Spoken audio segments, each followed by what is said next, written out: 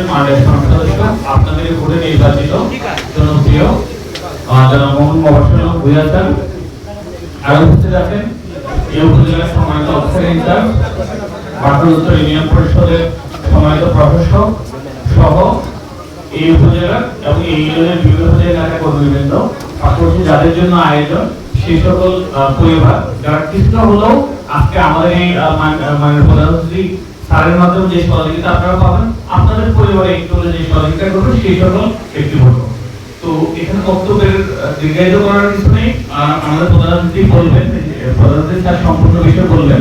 একটি বিষয় বলি, স্যার প্রথম দিন থেকে আমার সাথে যখন কথা বলছেন একটা বিষয় বলছেন যে আমি এখানে কর্মক্ষেত্রে নতুন, যে কোনো বিষয় আমি শিখবো, জানবো, এই উপজেলার মানুষের উন্নয়নে কাজ করবো।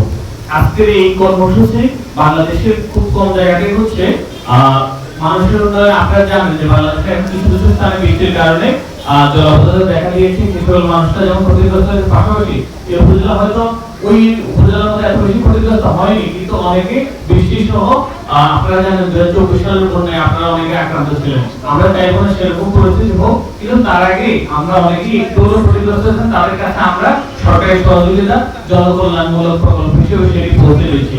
আমরা মাননীয় প্রধানমন্ত্রী স্যার নিজের হাতে আপনাদেরকে পৌঁছে দেবেন এই কারণে যে তিনি আপনাদের সাথে আছেন, আপনাদের পাশে আছেন, দুর্গত মানুষের পাশে রয়েছেন, আপনাদের বিপদের পাশে রয়েছেন, সেই বিষয়টি বোঝানোর জন্য। তো আপনারা ভবিষ্যতেও যে কোনো জনগণ কল্যাণমূলক কাজের সাথে থাকবেন, আমরা সে প্রত্যাশা রাখি। পরিশেষে আমাদের অনুষ্ঠানের থেকে আমাদের মাননীয় সংসদ সদস্য স্যার যে পথটি আমাদের দেখিয়েছেন, আমরা আশা করব ভবিষ্যতে আমরা এরকম জনকল্যাণমূলক কাজে সকলে এগিয়ে আসবো। ধন্যবাদ সকলকে, ধন্যবাদ।